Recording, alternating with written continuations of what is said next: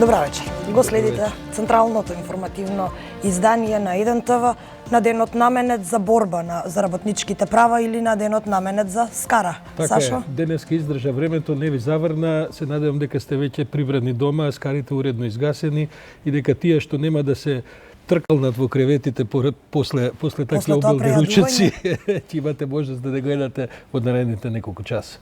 Прво да ги погледнеме најавите на денот.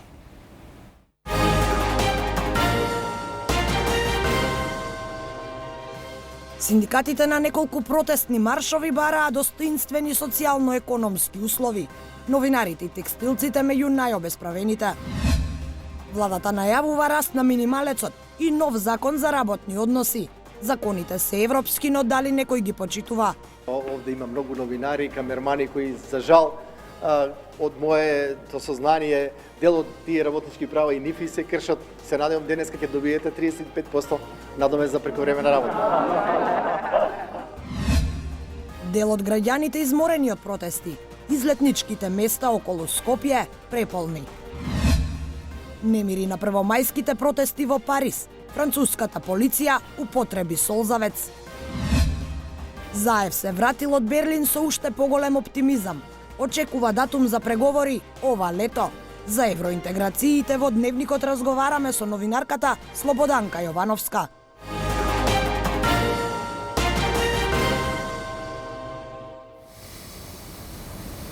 Со поединечни протестни маршови неколку синдикални организации од земјава на денешниот меѓународен ден на трудот порачаа дека работниците ги немаат правата што им се загарантирани со закон. Дополнително бараат измена на законската регулатива, која ќе обезбеди подобра економско-социјална положба на работниците.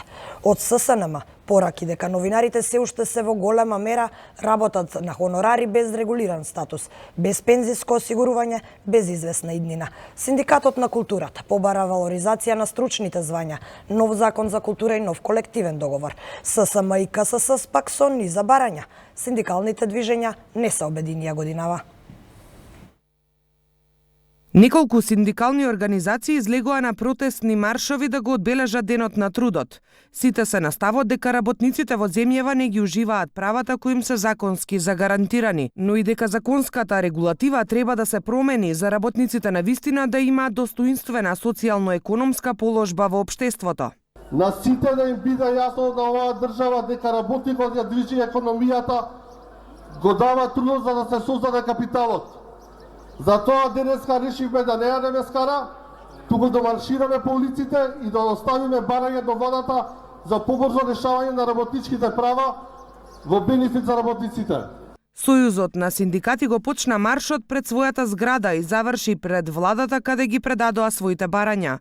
Конфедерацијата на синдикати пак тргна од пред зградата на МТВ, а исто така заврши пред влада. Меѓу останатите барања тие се борат за укинување на извршителите. Представниците на КСС рекоа дека немале контакт со други синдикални организации. Просветните работници заслужуваат повеќе. Сакаме да испратиме на гласна порака дека сме незадоволни од начинот на кој што се поставени во работите во образованието и потребно е подитна реформа. Во спротивно, ќе започнеме се помасовно да не има на ова место, ќе започнеме се помасовно да го застапуваме, да го изразуваме револтот на просветните работници, кој што бидете сигурни дека тој е огромен. Новинарскиот, синдикатот на културата и академскиот синдикат своите права ги побараа од плоштадот Карпошово во Стание. Тие не гледаат никакво подобрување на состојбата дури и во оние сектори каде има законски измени. Новинарите остануваат на врвот на најобесправените. Новинарите се уште се во голема мерка прекаријат, работат на хонорари, без регулиран статус, без пензиско осигурување, без известна иднина. Ние, значи, просто е неверојатно дека како новинари се уште немаме колективен договор, дури државата оди до таму што практично и немаме со кого да го подпишеме тој договор. Документот кој што го донеле да профункционира. Значи се продолжува со нетранспарентно работење за кое што реагираме, се продолжува со неформирање на студентски тела, односно нивно неучество во одлучувачките политики на универзитетите, се работи со недонесени статути, значи закочени статути на поголемите државни универзитети, кои што блокираат еден куп важни работи, кои што се важни за квалитетот во високото образование и апсолутно за прогресот на студентите. Стоп за договорите на определено, крај на дискриминацијата и мобингот, повисоки плати и полесен пристап до вработување на младите, жените и лицата со посебни потреби, се само дел од барањата на работничките движења. Пред владата се појавија и неколку лица кои не беа дел од ниту еден синдикат и делеа флаери со надпис "Бојкотирам", но не успеаа да го одвлечат вниманието на работниците. Поседницата на Социјално-економскиот совет, на која присуствуваа представници на синдикални организации, работодавачи и власта, премиерот Зоран Заев најави ново покачување на минималната плата од следниот месец. Министерката Мила Царовска, која председаваше со советот, изјави дека во измените во Законот за работни односи ќе влезат барањата на сите синдикати. Работодавачите пак сметаат дека правата гарантирани во актуелните закони не се почитуваат во пракса. Деталите од Јана Јосифовска. Владата ги слушна барањата на работниците и работодавачите. Поседницата на Социјално-економскиот совет, премиерот Зоран Заев порача дека државата како медијатор во диалогот ќе носи одлуки во интерес на сите и најави раст на минималната плата. Во тек се консултациите со очекување од јули да се искачи на 13.000 денари. Министерката Мила Царовска, која председава со советот, уверува и дека годинава ќе се донесе новиот закон за работни односи. Јас сум сигурна дека и во наредната година ќе го донесеме законот за работни односи, кој што ќе биде усогласување помеѓу сите засегнати страни од една страна, но исто така дека ќе зголемиме и минималната плата, која што ќе биде во интерес и ќе донесе до попродуктивни работници и развој на економијата во државата. Законите во земјава и без тоа гарантираат повеќе права од она што се почитува во пракса, вели председателот на Сдруженијето на работодавачи Ангел Димитров. Тој подсетува дека кршењето на работничките права е кривично дело. Ево, овде има многу новинари и камермани кои, за жал, од моето сознание, дел од тие работнички права и нифи се кршат. Се надевам денеска ќе добиете 35% надомест за прековремена работа. За жал, колку од нив, колку работодавачи кои ги злоупотребуваат овие права одговарале, треба сите да се запрашаме. Работнички права се и во колективните договори, каде за жал ги имаме малку и треба да работиме на тоа да се големуваат.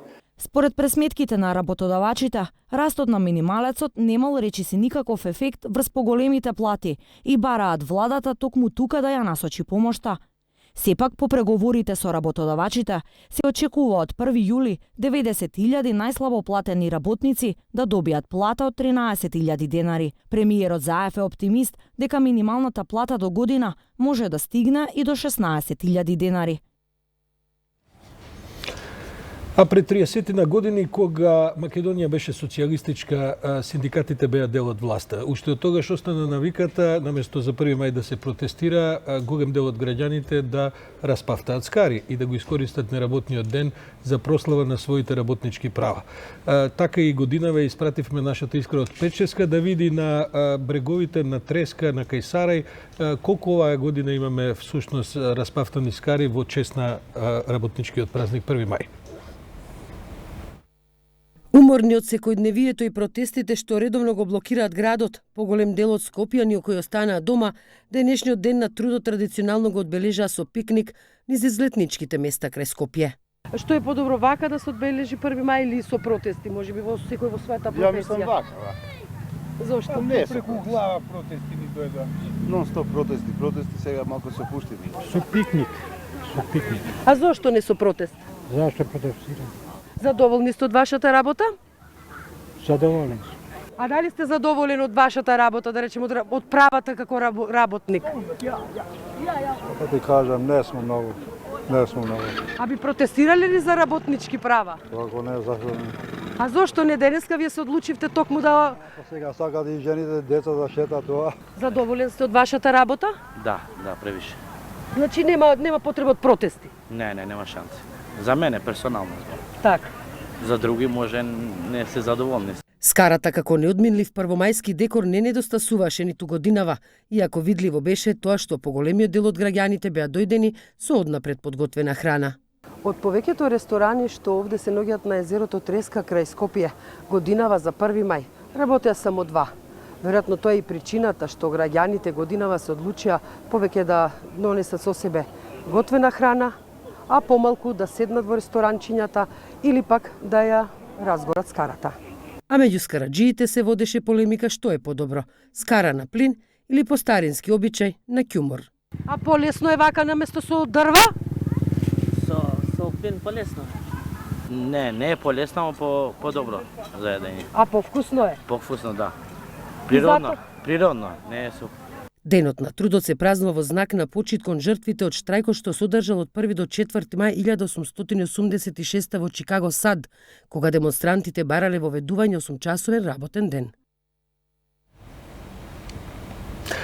Ова на плин е попрактично, сигурен сум. Да, меѓутоа на ќумур е поздраво.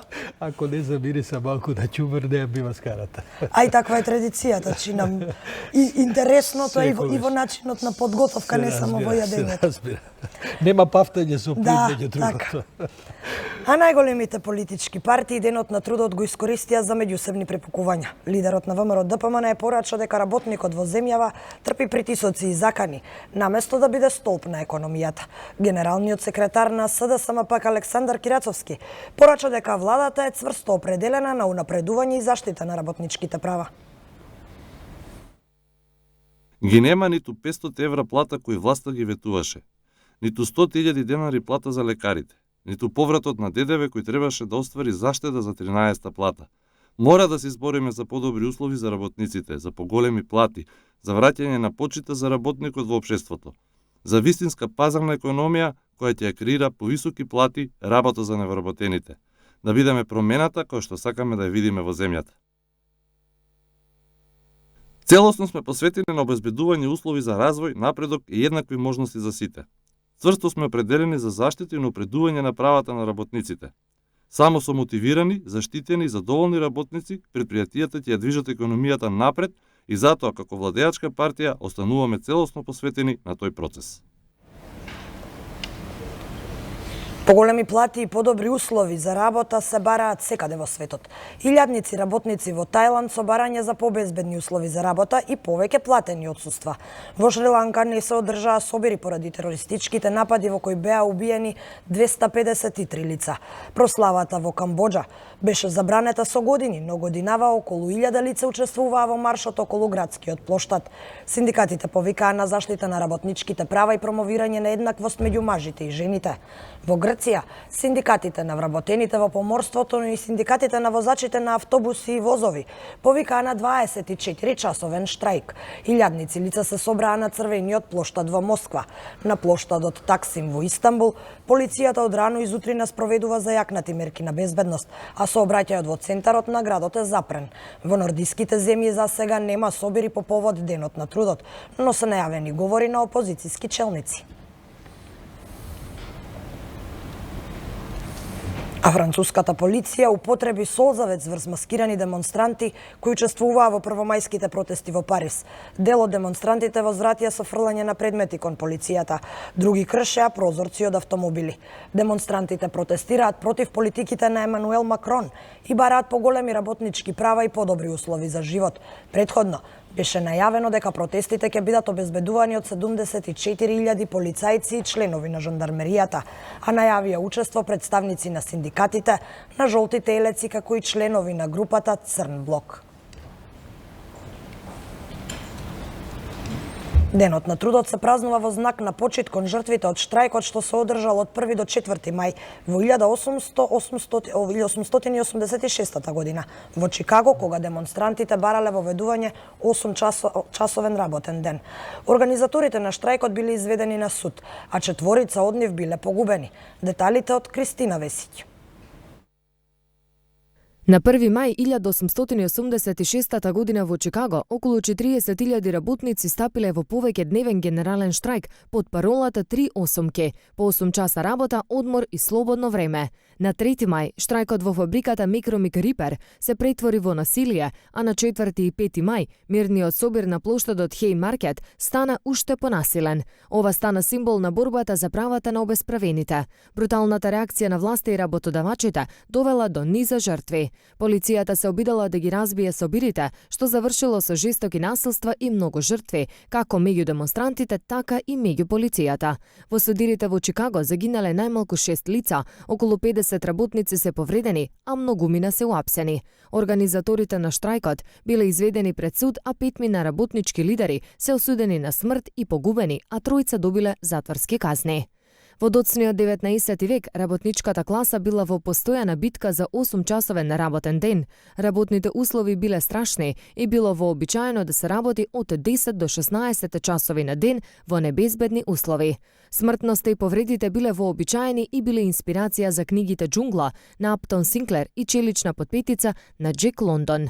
Во 60-тите години од 19 век, работниците агитирале за пократок работен ден без кратење на платите. Тоа не се случило се до крајот на 80-тите години, кога организираните работници собрале доволно сила за да прогласат 8-часовен работен ден. Објавата била без согласност на работодавачите, но тоа го барале поголемиот дел од работничката класа. Во знак на сеќавање на големата манифестација на обесправените и нивната одлучна борба, на првиот конгрес на Втората интернационала во 1889 година е донесена одлуката 1 мај да се одбележува со масовни собери, протести и пригодни манифестации.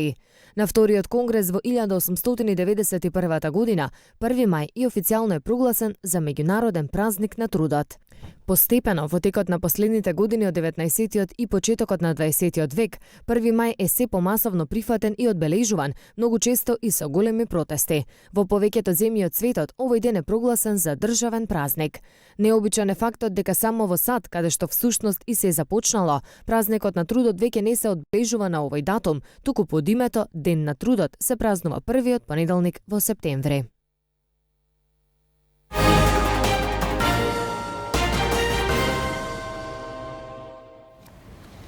А завчера во Берлин се одржа балкански собир на кој што учествуваа практично сите луѓе од регионот.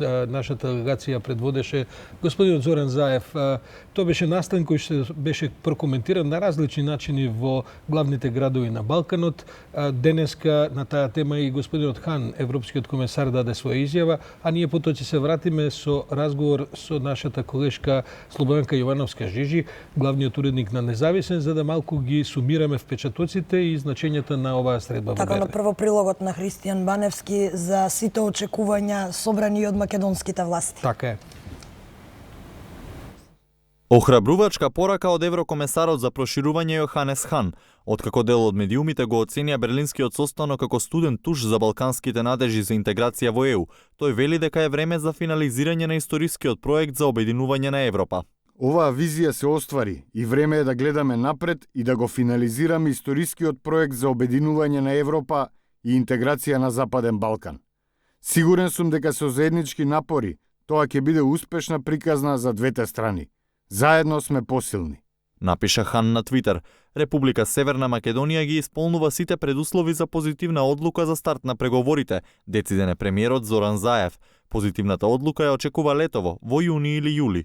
Тој уште еднаш повтори дека македонската делегација во Берлин била поканета да послужи како земја модел за решавање на долгогодишен спор преку Преспанскиот договор.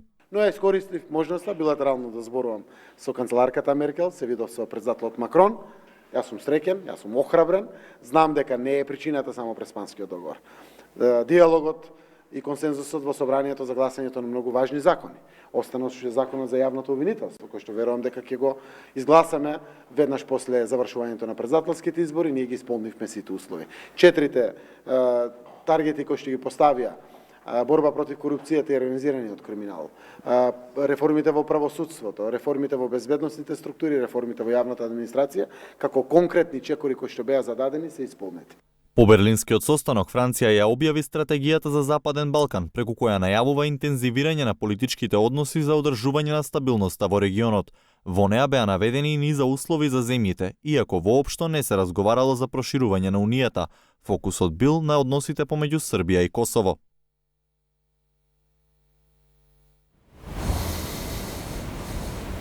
Така е, фокусот бил на Србија и Косово, а за тоа ја поканив колешката Слободенка Јовановска, главниот уредник на Весникот Независен, да поразговараме. Жижи, какви се впечатоците после уште еден балкански самит, кој што овој пат сепак беше на едно завидно ниво, бидејќи Меркел и Макрон, двајцата најмоćни европски политичари, се чини, седна на иста маса со предводниците на балканските политики. Што се впечатоците од сегиот самит? Искрено речено, веќе толку многу ги има ваквите самити на ниво со Меркел и со Макрон, што не се фасцинирам. Пред се бидејќи го имам во ум тоа што Берлинскиот процес практично беше на исто ниво, траеше долго и ветуваше многу, а реално не гледам никакви резултати. Мислам, убаво е што не седнаа на заедничка маса, убава е нивната желба, нели, да помогнат, бидејќи очигледно дека се вознемирени од некои процеси што се случуваат во регионот. Меѓутоа, неубава вест беше тоа што јас мислам дека самитот на некој начин е алиби за нивната неподготвеност било што да испорачаат пред европските избори. Добро, да бидеме објективни, Да. веројатно и нивната состојба е компликувана. Да, нивната состојба е компликувана, меѓутоа јас мислам дека тоа се лидери од голем формат, доаѓаат од големи и моќни држави. Мислам дека треба да бидат визионери и треба да носат големи одлуки. Ова што го прави Макрон веќе година и пол-две, мислам дека не доликува на лидер на една голема држава. Ние практично треба да останеме без датум во јуни, таква е мојата проценка, заради тоа што изборните шанси на Макрон се многу слаби. Ако ја гледате големата слика, можеби ќе речете да, во право е, сега нема недозволиво е во Франција десничарските партии да освојат многу гласови ради некои си прашања што ќе се отворат, некои си прашања кои што одат на штета на партијата на Макрон. Меѓутоа јас мислам дека прашањето за датумот на Македонија нема таква димензија за да влијае на изборниот успех на францускиот претседател. Добро, факт е дека таму каде што ќе се појави македонската делегација, сега веќе контекстот е сосема поинаков. Ние повторно бевме на како да кажем, на првите отварачки разговори, секој со пофалби како пример и така натаму. Да, меѓутоа пофалби не се живее. Македонија има добро досие. Прв пат ние можеме со чист образ да се појавиме некаде и да со право да тропнеме на маса и да бараме датум. Јас мислам дека Македонија предолго чека. Ние веќе 25 години чекаме Европската унија да ни даде некаква конкретна одлука. И мислам дека овој пат на вистина го заслужуваме тоа. Направивме работи што многу држави не се спремни да ги направат. Направивме во многу краток рок многу реформи, покажавме дека сакаме да бидеме членка на Европската унија. Дури јас мислам дека и опозицијата, без оглед на таа реторика што ја пласира во јавноста, дека соработува во голема мерка да го добиеме тој датум. И ако станеме без датум, јас само едно ќе кажам, мојата мисла што се врти последниве денови е дека нема проевропски лидер на Балканот што ЕУ нема да успее да го симне од власт. Мислам дека тоа ќе биде голема штета. Во тој контекст, што ќе биде поголемо изненадување ако добиеме датум или ако не добиеме? Поголемо изненадување ќе биде ако добиеме датум. Толку е и покрај сите оптимистички прогнози, еве дури на еврокомесарот за проширување. Очигледно е дека таму веќе не се зборува за расположение за проширување, туку за отпор кон проширување. Добро, ама ние сакаме да седиме... Да бидеме искрени, ние не ни очекувавме дека лесно ќе добиеме датум. Мислам, и пред да го подпишеме пред Преспанскиот договор, јас бев свесна дека ние ќе добиеме НАТО членство, меѓутоа за ЕУ перспективата е многу маглива, така што не сме изненадени. Меѓутоа не можеме да не бидеме разочарани. А оптимизмот на Заев на што се темели, бидејќи тој повторно излезе со оптимистички пораки? Заев со оптимизмот практично врши притисок. Добро, што менува тоа што, да речеме, нема да добиеме можеби во јуни, а можеби ќе добиеме во септември и октомври? Менува тоа што минатиот јуни рекоа дека нема да добиете овој јуни, ама ќе добиете другиот. Сега овој јуни, ако речат нема да добиете овој јуни, ќе добиете во септември, нема гаранција дека во септември нема да речат нема да добиете другиот јуни. Мислам дека Македонија веќе премногу долго чека. Мислам дека Европската унија на некој начин ја дестабилизира Македонија со вакво однесување. Мислам дека е време да направат храбра одлука и да кажат оваа држава е наша жртва. Мислам, реално ние бевме жртва на Европската унија 25 години со тоа што не условуваше со споразумето. И сега, кога веќе сите работи ги решивме, пак да добиеме ваква неодредена одлука, мислам дека е премногу за нас. Сепак, тоа што ни се нам задачи за да оствариме таа реформска агенда се наши задачи. Што ќе значи датумот да или не? Ние задачите почнавме да ги остваруваме. Сега не е баш наидеално, меѓутоа нашето досие во моментов е многу подобро од многу земји членки што влегоа веќе во Европската унија. Дури ќе го цитирам Гералд Кнаус пред 2 дена имаше извештај во кој рече дека во моментов Македонија е многу подобра во однос на реформите од Србија.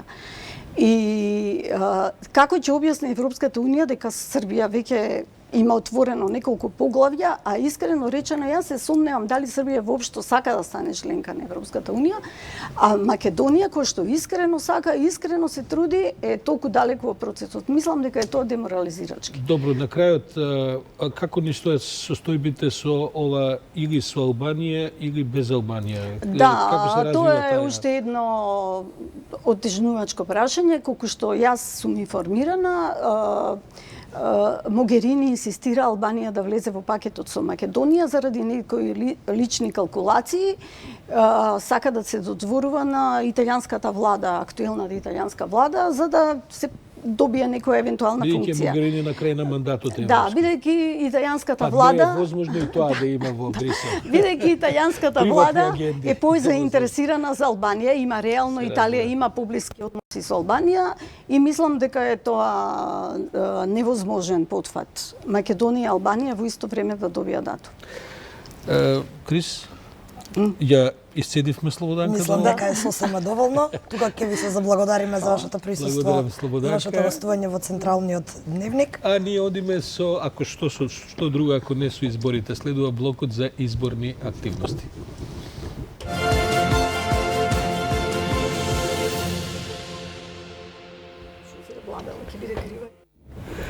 Кандидатите за нов шеф на државата ги одбројуваат последните денови од кампањата, во текот на кој можат да ги представат своите програми пред граѓаните.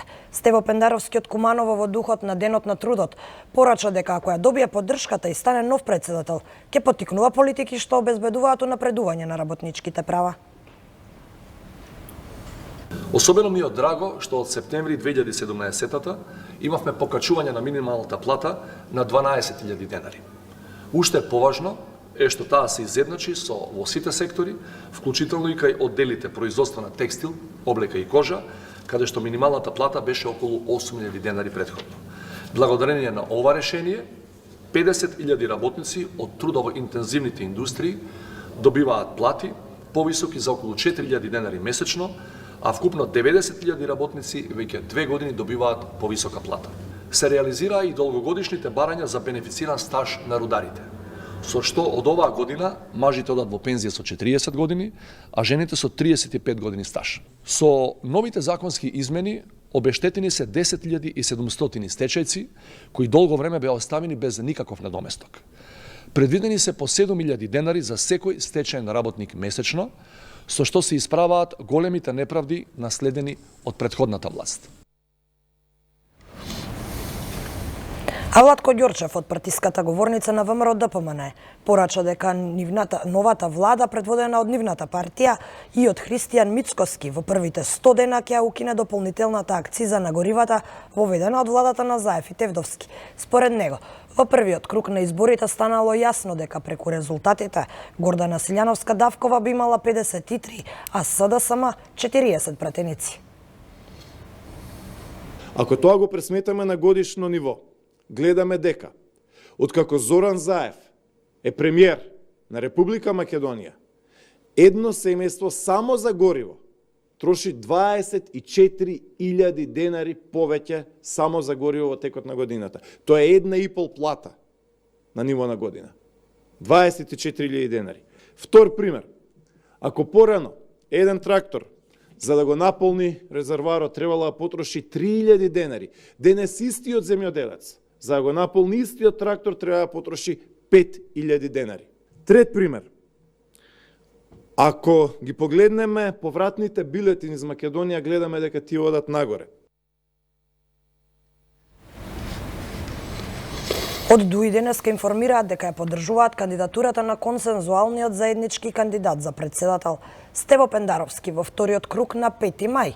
Порачуваат дека албанците во земјава имале потреба од председател која поддржува интеграцијата на земјата во НАТО, членството во Европската Унија, кој го поддржува Охридскиот договор и јазичната рамноправност и гледа партнерство во Вашингтон и Брисел. ДУИ ги повика граѓаните масовно да излезат на гласање на 5 мај, бидејќи како што велат, бојкотот и помага на опозицијската ВМРО да помане. За утре во Филхармонија најавија централен објаснувачки собир каде лидерот Али Ахмети ќе ги објасни ставовите на партијата како и потребата за гласање на 5 мај.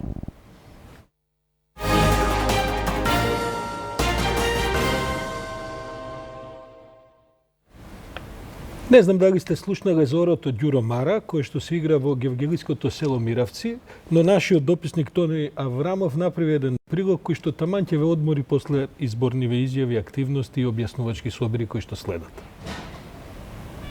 Ви го даруваме највредното, сеќавањата кои ни ги топлат срцата, аманетот кој другарува со вековите и иднината. Со вакви зборови, жителите од селото Миравци ги дочекуваат гостите кои доаѓаат да присуствуваат на единственото и најпрепознатливо оро Ѓура Мара. Секоја година во ова село пред многубројна публика која доаѓа од сите страни од Републикава се изведува орото кое главно го сочинуваат жени и кое прикажува вистински настан што се случил пред повеќе од 200 години, грабнувањето на убавата Мара од страна на тројца турски османлии, додека таа играла заедно со останатите девојки на трет ден Великден. Специфичен по својот вид, орото ја символизира македонската вековна гордост и нашиот непокор и достоинство. Ѓуро Мара орото представува сеќавање на случајот кој се случил за време османлискиот период.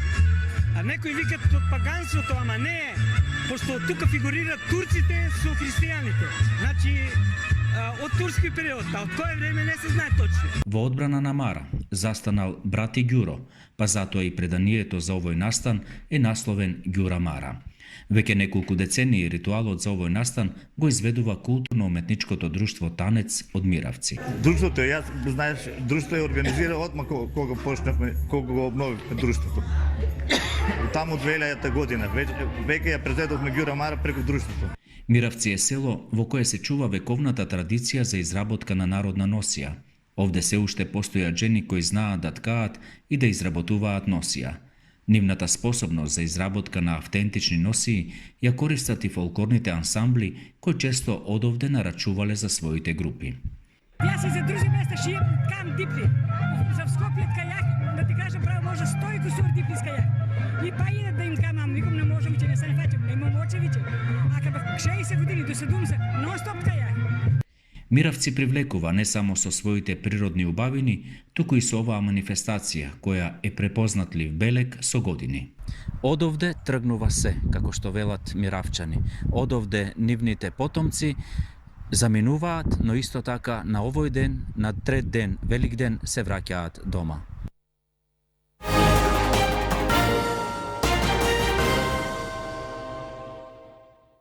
Прилогот за орото не одмори малку од политичките вести, доста интересен прилог во овој дневник, меѓутоа Саша мора да се вратиме назад на политиката. Така е, продолжуваме со вестите од светот, а првата вест се однесува на Венецуела. Кај нас инаку кога се разговара за вестите од светот, обично луѓето немаат никаква ориентација за што станува збор. Да ве потсетам, Венецуела е земја која што има 32 милиони жители, ако вела дека последните 2-3 години барем 10% од тие жители ја имаат напуштено земјата, која што е отприлика 40 пати поголема од Македонија, во која што се брои меѓу 10 најголеми извознички на нафта во светот, а која што инаку е процената како земја во која што има најмногу резерви на нафта.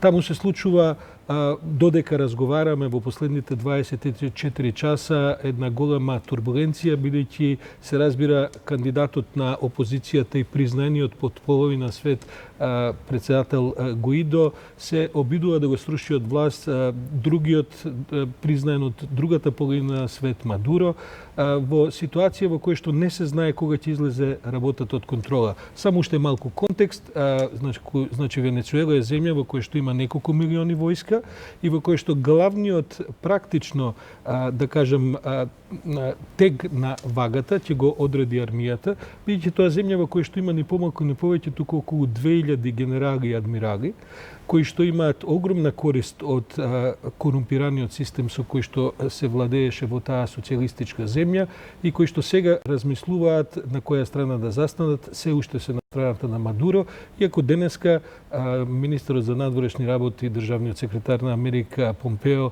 најави дека е можна и воена интервенција во Венецуела доколку работите излезат таму од контрола. Затоа сакав малку да го контекстуализирам ова, бидејќи седиме во Македонија и мислиме дека сме најважни во светот, а во огромни земји со големо значење се случуваат разни турбуленции, следуваат вестите од светот. Основачот на Wikileaks Џулијан Асанж е осуден на 50 недели затвор поради кршење на условите за кауција. 47-годишниот Асанж беше обвинет за кршење на законот за кауција минатиот месец по неговото апсење во еквадорската амбасада. Тој престојуваше во амбасадата во Лондон од 2012 година, за да избегне екстрадиција во Шведска поради наводите за сексуален напад, што тој ги негира. Велика Британија сега ќе одлучува дали ќе го екстрадира Асанж во САД, како одговор на наводите дека тој заговарал со поранешен американски разузнавач во врска со класифицирани информации. Над 70 лица беа повредени во судирите во Каракас, откако дојде до размена на оган меѓу војската на Мадуро и приврзаниците на лидерот на опозицијата Хуан Гуаидо. Според информациите, околу 40 лица се повредени со гумени куршуми, неколкумина со огнено оружје, а 20 имаат скршеници. Предходно, американскиот државен секретар Мајк Помпео рече дека председателот на Венецуела Николас Мадуро бил подготвен да ја напушти земјата пред повикот на водачот на опозицијата Хуан Гуаидо, но дека тој го сменил својот план по интервенцијата на Русија. Во меѓувреме Мадуро прогласи победа, а Гуаидо најави нови протести во земјата. Торнадо го погоди подрачјето на романскиот округ Диарна, 70 километри северно од Букурешт. Оштетени се куќи, ниви и многу возила. Романските медиуми пишуваат дека во невремето биле повредени и неколку лица. Повредените биле патници во автобус кој бил кренат од ветерот и фрлен 10 метри.